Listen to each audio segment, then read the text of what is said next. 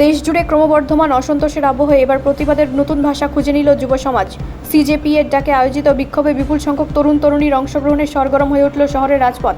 হাতে play card, মুখে slogan আর তার সঙ্গে থালা বাটি চামচ বাজিয়ে এক অভিনব প্রতিবাদের সাক্ষী থাকলো সাধারণ মানুষ। প্রতিবাদকারীদের মূল দাবি, সাম্প্রতিক বিভিন্ন ইস্যুতে প্রশাসনের ভূমিকা নিয়ে স্বচ্ছতা ও জবাবদিহিতা নিশ্চিত করতে হবে। আন্দোলনে অংশগ্রহণকারী এক কলেজ ছাত্রীর কথায়, আমরা শান্তিপূর্ণ উপায়ে আমাদের ক্ষোভ জানাচ্ছি, আমাদের কণ্ঠস্বর যেন উপেক্ষিত না হয়, সেই কারণে এই প্রতীকী প্রতিবাদ।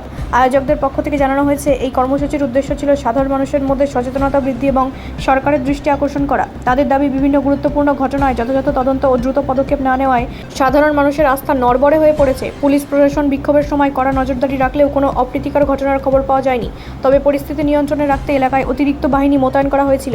রাজনৈতিক মহলেও এই প্রতিবাদ ঘিরে চর্চা শুরু হয়েছে। শাসক ও বিরোধী শিবির উভয়েই নিজেদের অবস্থান স্পষ্ট করতে শুরু করেছে।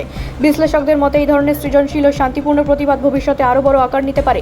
সমাজের বিভিন্ন স্তর থেকে এই উদ্যোগকে সমর্থন জানানো হয়েছে। অনেকেই মনে করছেন, গণতান্ত্রিক কাঠামোর মধ্যে থেকে এই ধরনের প্রতিবাদী সরকারের কাছে বার্তা পৌঁছে দেওয়ার কার্যকর উপায়। সব মিলিয়ে যুব সমাজের এই স্বতঃস্ফূর্ত অংশগ্রহণ এবং অভিনব প্রতিবাদ পদ্ধতি বর্তমান সময়ে রাজনৈতিক ও সামাজিক প্রেক্ষাপটে এক গুরুত্বপূর্ণ বার্তা বহন করছে। ব্যুরো রিপোর্ট, রাষ্ট্রীয় প্রসার বাংলা।